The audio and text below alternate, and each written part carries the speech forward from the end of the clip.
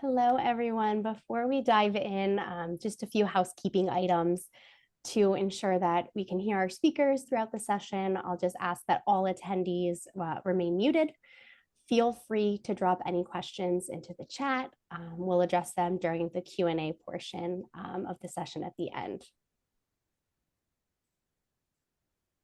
I want to thank you all for being here today.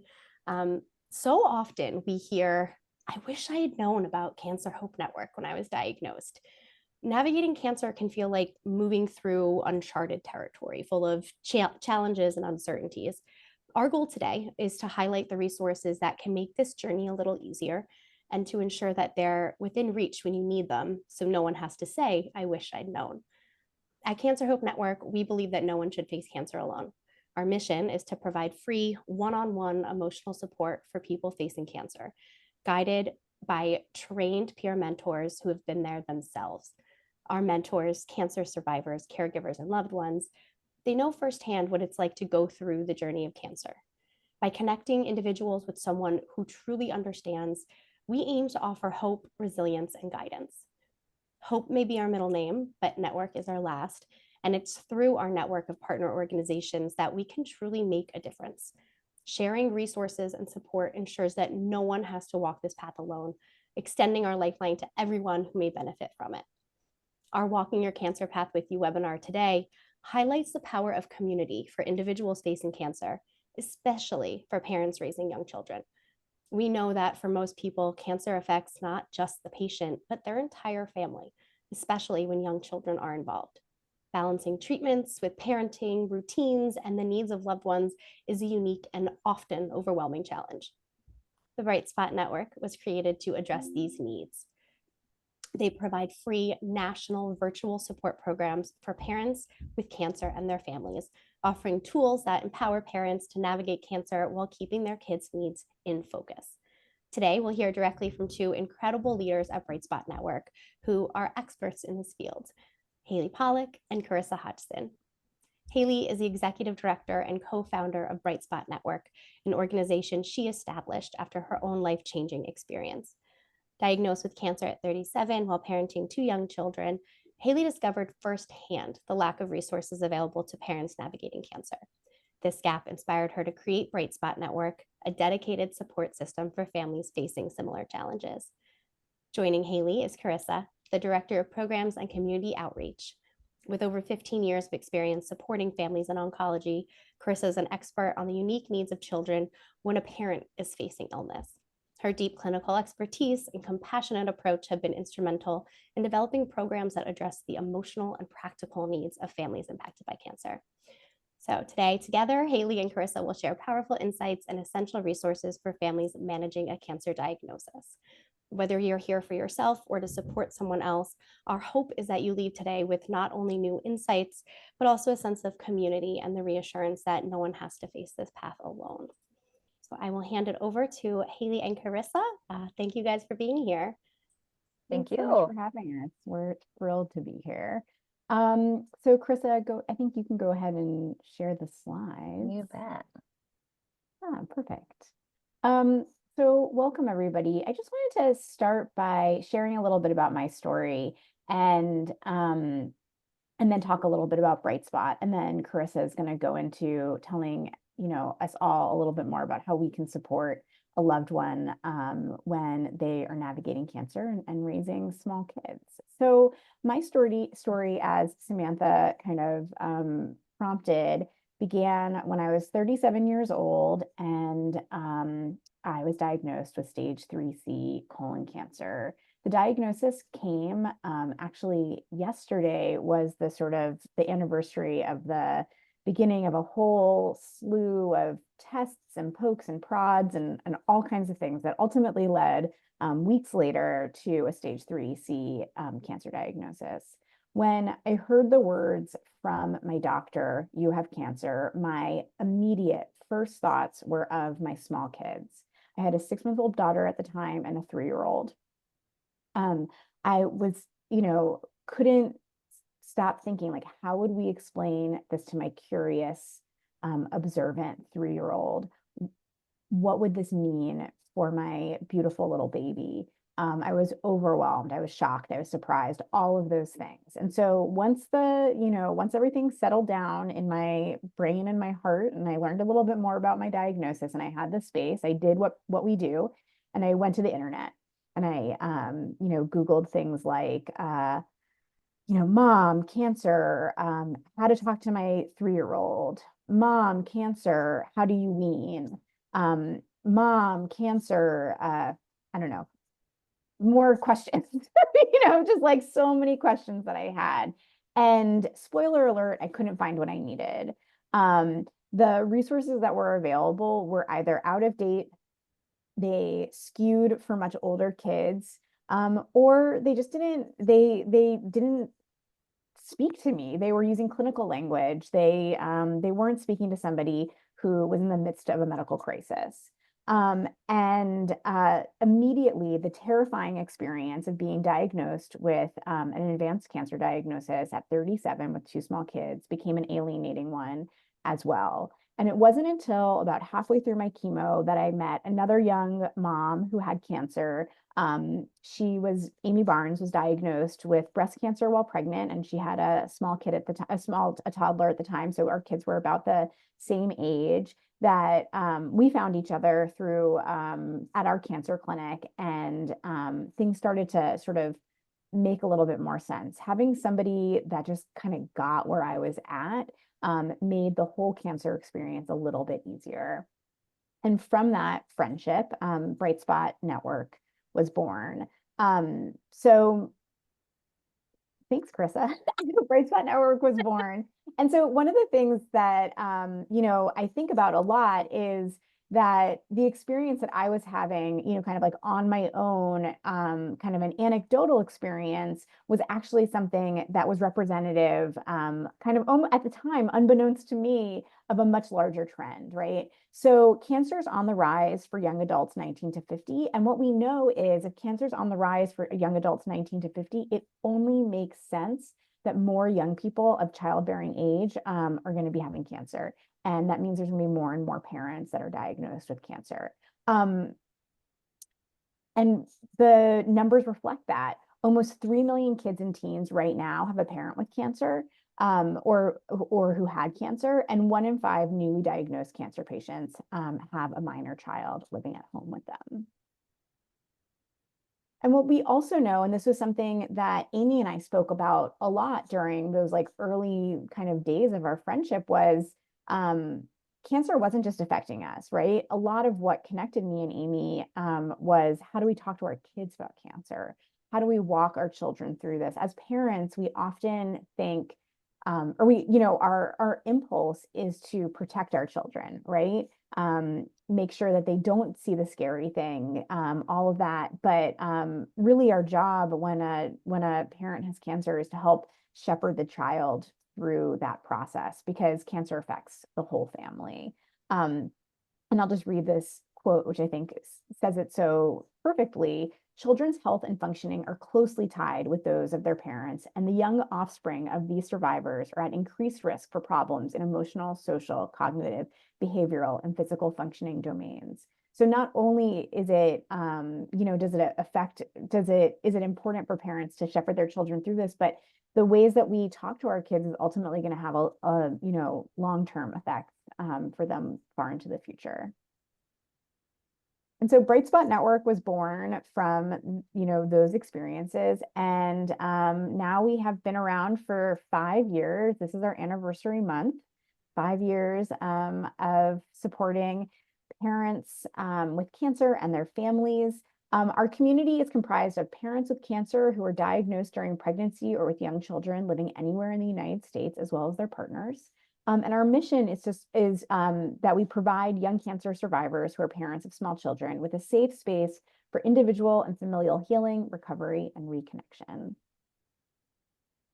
And we do this in so many different ways, but our three primary ways that we do this is through our support and care programs, which are resources for parents with young kids who are navigating their own cancer diagnosis and treatment, through community building, where we bring parents together and families together to support their well-being and establish healing connections, and through public leadership. So we work to build awareness that this is an increasing patient population, and it's a patient population with unique needs of their own.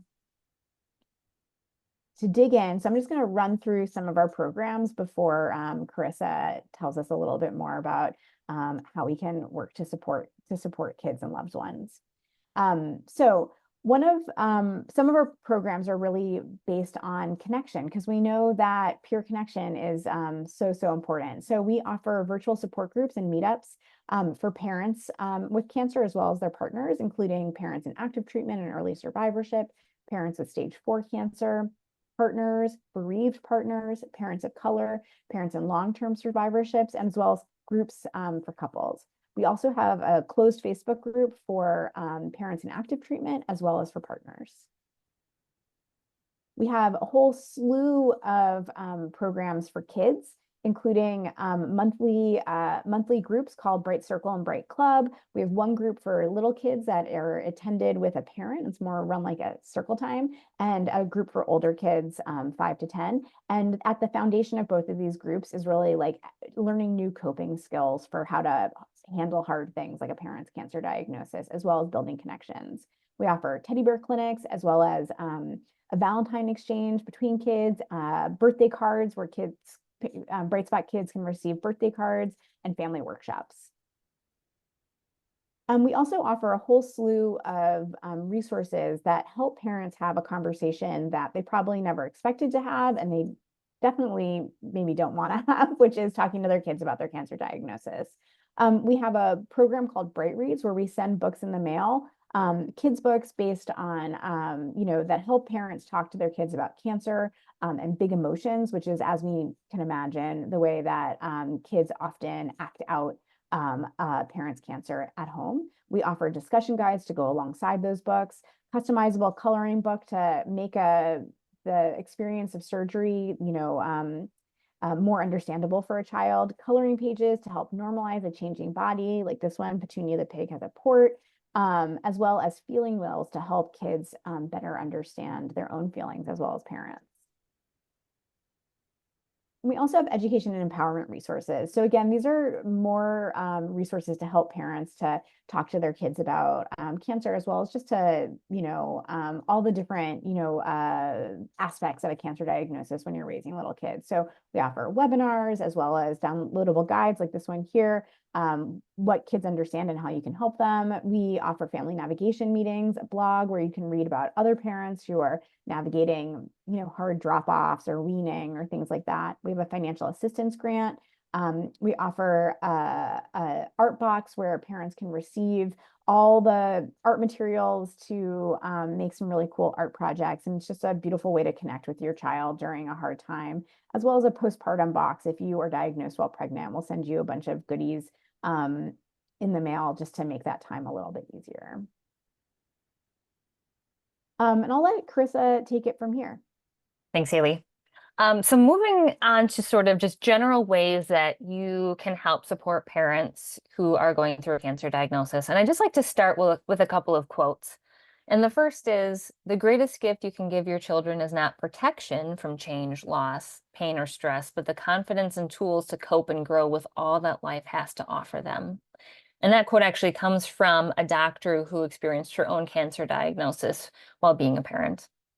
And the second also speaks to resilience, which is, children are resilient. The life force burns brightly in them. With our help, they can bounce back even from shocks that might devastate an adult.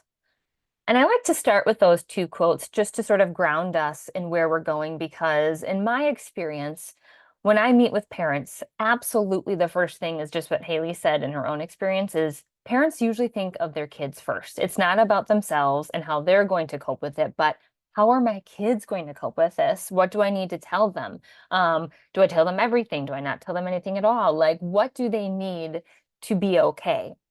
And in my experience, kids really do okay through this. That's not to say that it isn't hard, that it doesn't come with its challenges, but when kids are given the support and honesty they need, they really can weather a parent's cancer diagnosis and be okay. In fact, they can even grow from it when they're connected with the right support.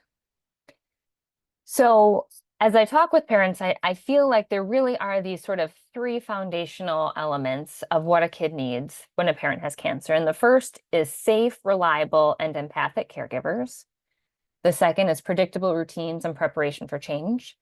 And the third is open, honest, and developmentally appropriate communication. I couch all of my sort of feedback in these three bullets. And the first, I think, is really important, which is parents absolutely have a unique expertise on their children. So while you can talk to experts about all different facets of cancer and feelings and how to cope, there's great information out there. And parents know their kids the best and what their kids will respond to. Parents even know that if they have multiple children, that each kid might respond differently. And they know the kid that's more anxious. They know the kid that needs space to process on their own. So I'm always encouraging parents to listen to their own parent gut and sort of take the information they're getting and filter it through that lens and kind of do what they need to do for each kid. We also know that parents aren't going to have all the answers. We as humans don't have all the answers, right?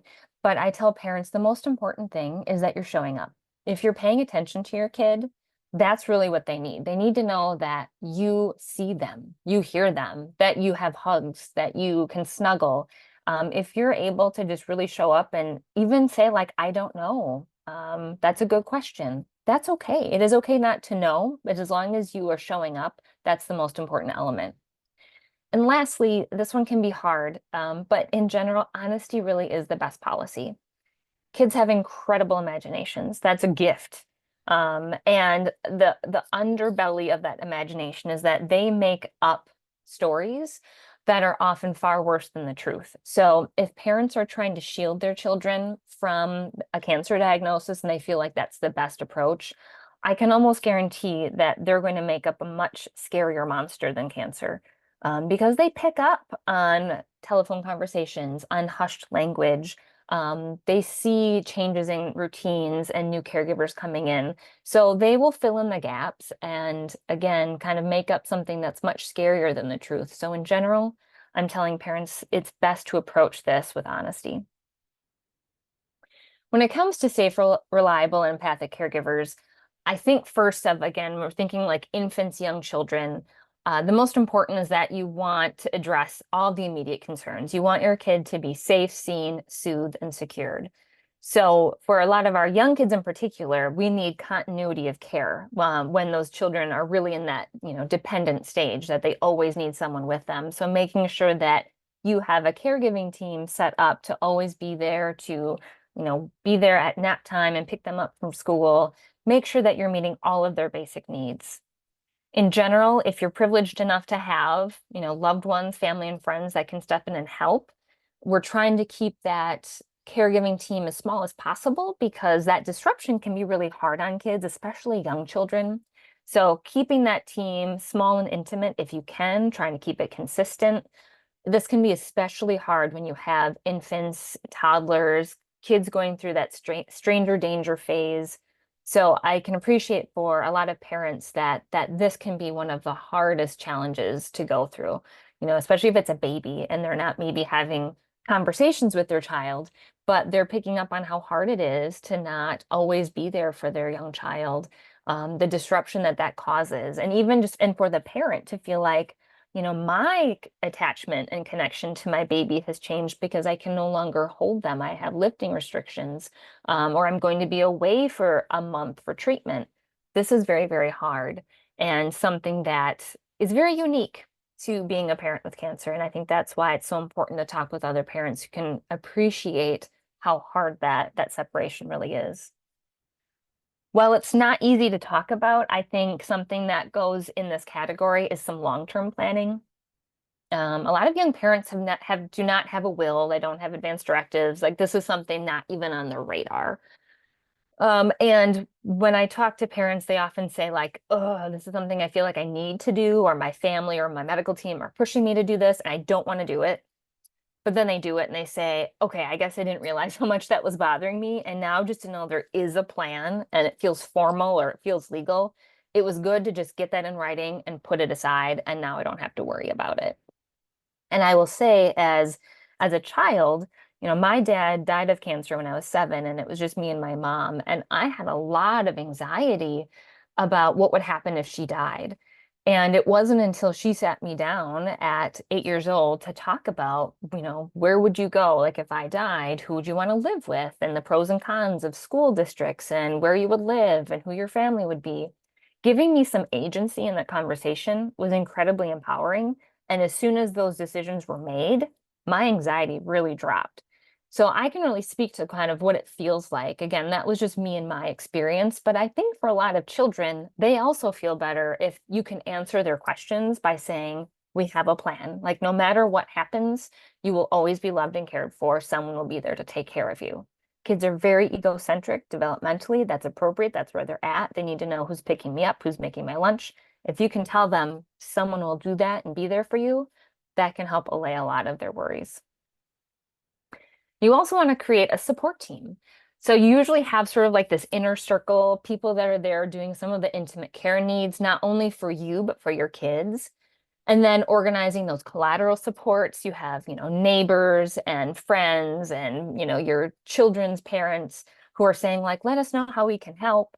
So hopefully you or like someone you can appoint as your like care leader can organize them to work for you.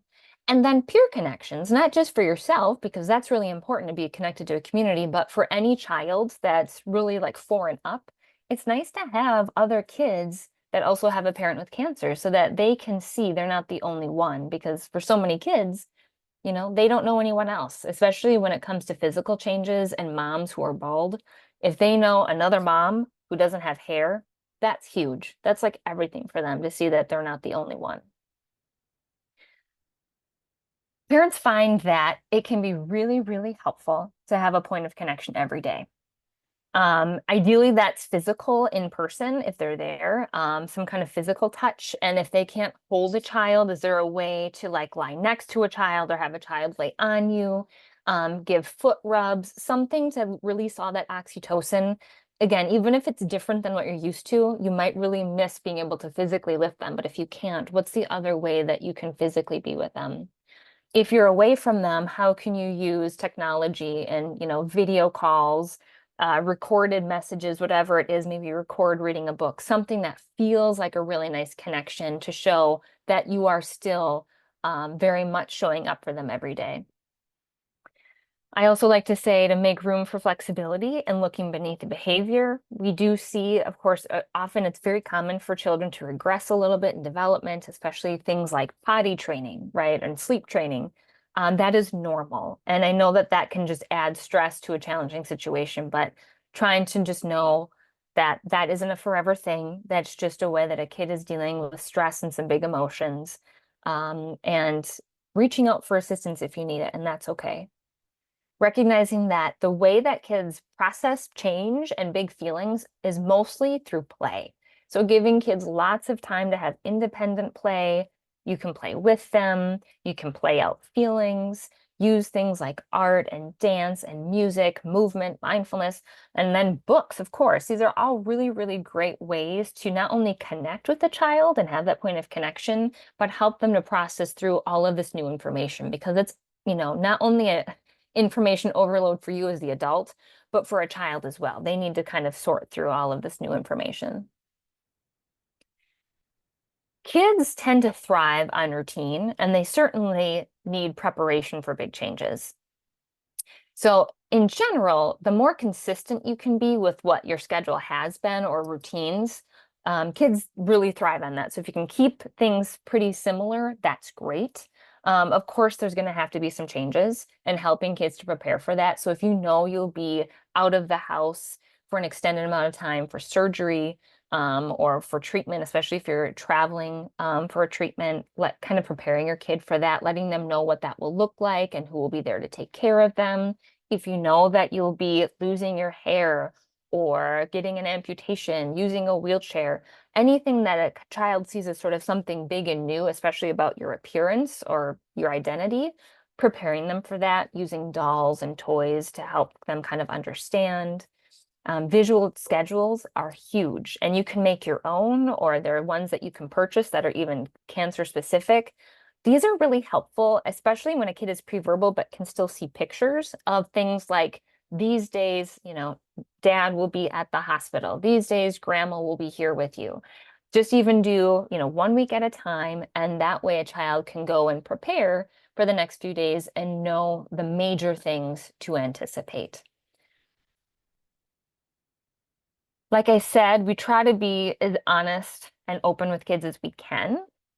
Now, that doesn't mean you give them every dirty detail. Certainly, you're going to edit out what, the important things and what makes sense. So in general, I say use short, simple phrases. As adults, we tend to say a lot and we go on and on and on and on and on and on. Shorter is better, especially young kids. We want to use short sentences. We can always expand as we see that the child is understanding it, has more questions, or as they get older. We want to use words that we know our child is going to overhear. So let's explain what cancer is, what chemotherapy, radiation, immunotherapy, surgery, these big words we're wanting to explain to kids. And this is why books are so great, is because in all these children's books, these big words are explained not only in kid-friendly languages, but in visuals in the illustrations. In general, metaphors with young children aren't a great fit because young children are very concrete thinkers. And so sometimes when we use metaphors that resonate as adults, when we talk about it being, a monster, or when we talk about fighting cancer, that can be really confusing to children. So I say try to use very concrete language, especially if you're talking about death and dying. Again, as a culture, we tend to use a lot of euphemisms like going away, going to sleep when we're talking about death. And that is super confusing to young children. And it can also actually increase anxiety because they start to associate going to sleep with dying, or people leaving them with possibly dying. We want to use really concrete language. You might want to consider planning out your message ahead of time and even role playing. Use a best friend, a family member, a therapist to kind of practice what you want to say. And I always tell parents, do be careful of promises. I hear this over and over, and maybe this is just my own issue, but I cringe when I hear parents say, I promise I'm not going to die, because you've just lied to your child, because all humans die, all living things die. And the last thing we want is our kid not to trust us. So be careful of the P word. There are other ways that you can show up and let your kid know, like, I'm going to be here for you, or I'm going to be present or around. You don't have to say, make these grandiose promises of living forever, because you're simply just not going to do that. Some examples of just very shortened phrases: mommy has cancer, and even just stop there. And I would suggest using pauses. She's going to the doctor to get better. She's getting a medicine called chemotherapy. The medicine may make mommy feel sick and tired. You can hug and snuggle mommy all you want, and you will never catch cancer. Nothing you did or said caused mommy to get cancer. You can always ask us questions about cancer or how mommy feels. Sometimes I even encourage parents to write out the statements that work for them, edit them down, and almost like magnetic poetry, kind of like cut them out and move them around and decide what ones you're going to start with. Especially with super young children, you might only start with one or two of these phrases and see how your child does, and then expand, because these are never one and done conversations, ever. You're going to be having these conversations and expanding on them for a long time. So you'll have plenty of time to continue to expand. So just start small and follow your child's lead. I also suggest checking in with kids, kind of asking questions to check what they understand. That will also help you to gauge what information you need to give them. There are typically these 4 C's of cancer that we want to make sure we cover. Most kids worry about, can I catch it? Did I cause it? Can I cure it? And who will take care of me? So you cannot cover these enough. The first being, cancer is not your fault. Nothing you did or said made me get cancer, even though you were mad at me and you hit me yesterday. That didn't make my boo-boo turn into cancer. Never, it's never, ever, ever your fault. Cancer is not contagious. That's a huge one, especially in this post-COVID world. It's really confusing, especially because a lot of immunocompromised parents are wearing masks. And then that's very confusing to kids that are like, oh, does that mean I can get cancer? Can I get sick? It can help that it to definitely use the word cancer versus I'm sick, because that again is it's synonymous with cold, flu, COVID. So in general, talk about cancer, not as a sickness. Let kids know it's not their job to make you feel better. You know, your snuggles, your hugs, your kisses, those are perfect. That helps me. I am so lucky I have a great medical team that is giving me medicine and helping me to feel better. Your job is just to be my kiddo. No matter what happens, you'll be loved and cared for. Again, coming back to the idea that they really worry about like who's going to be there for me, and letting them know that no matter if they have questions now or later, that you are a safe person to come and ask. And that's why we want to be honest. We want our kids to trust us and know that we are going to be honest with them. With older children, especially if they're on the internet, you know, we want them to know what information is reliable and what's not. And so hopefully if you're reinforcing that you will be honest and give them the correct information, that they're coming to you first. I know a lot of parents do want to know, like, how do I know if my kid needs extra help? Like, what if my kid is really struggling?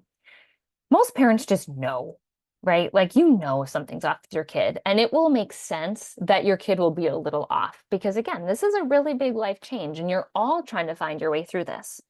But if you feel like something has been off for at least 2 weeks, it might be helpful to reach out to support. And that doesn't mean that something major is wrong. It just means, my goodness, like you or your kid could benefit from some extra support.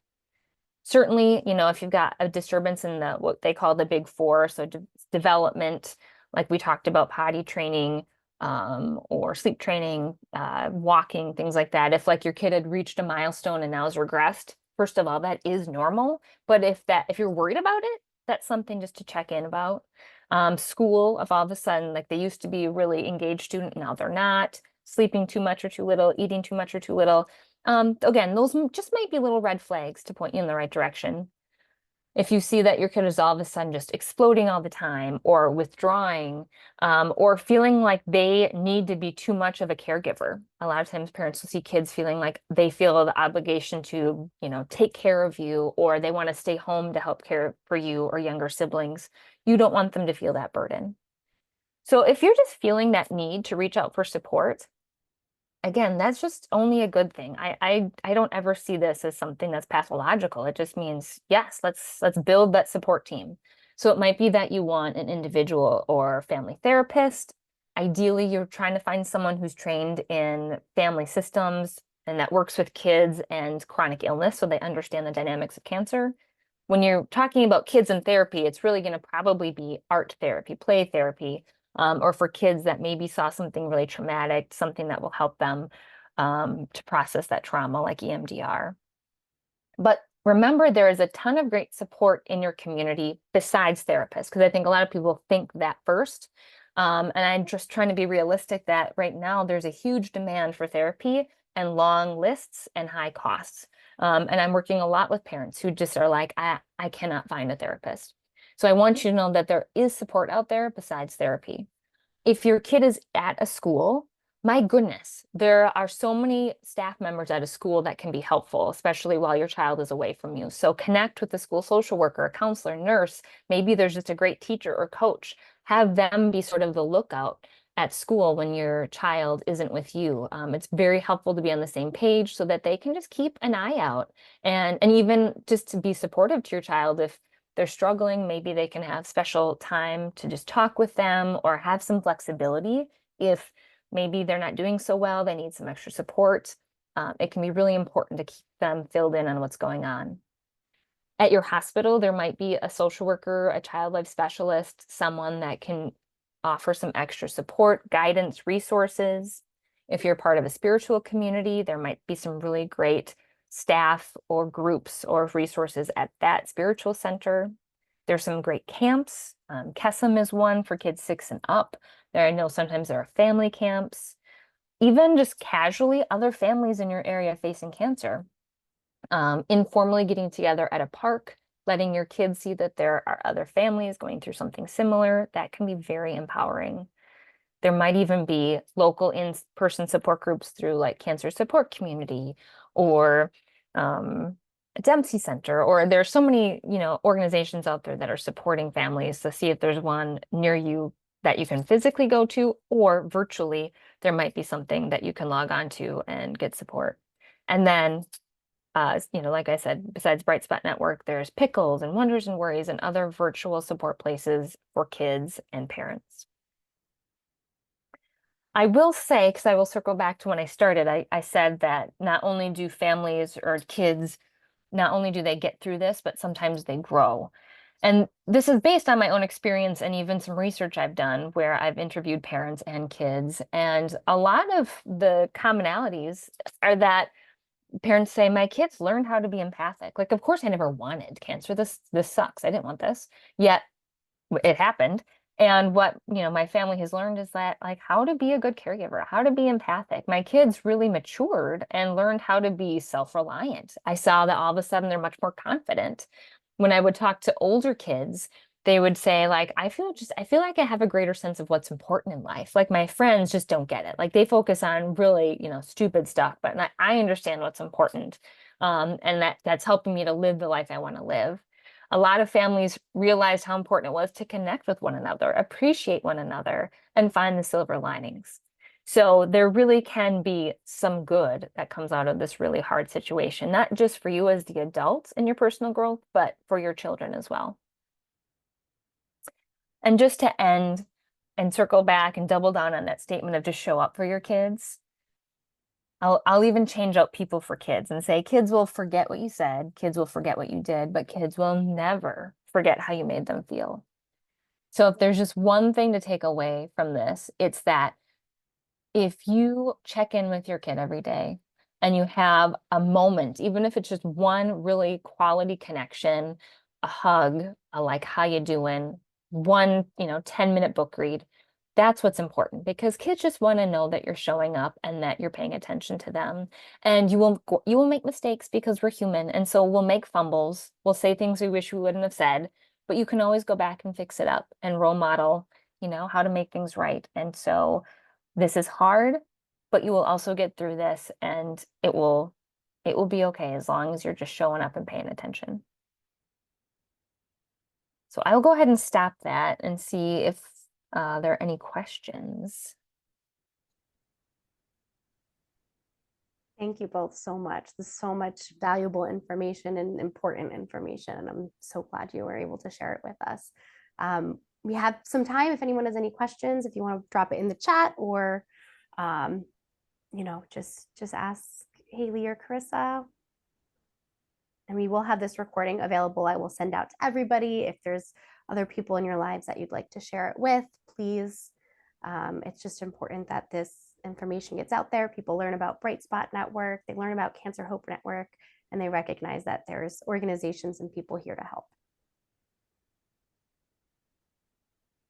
Wonderful. Well, if there's no questions, I will let you all go and give you back some time in your afternoon or morning for our West Coast friends. But again, thank you guys. Thank you both so much for being here. We're so, grateful for the partnership we have, and, look forward to working together more in the future. Thank you. Thank you. This was awesome. Thank you all. Bye.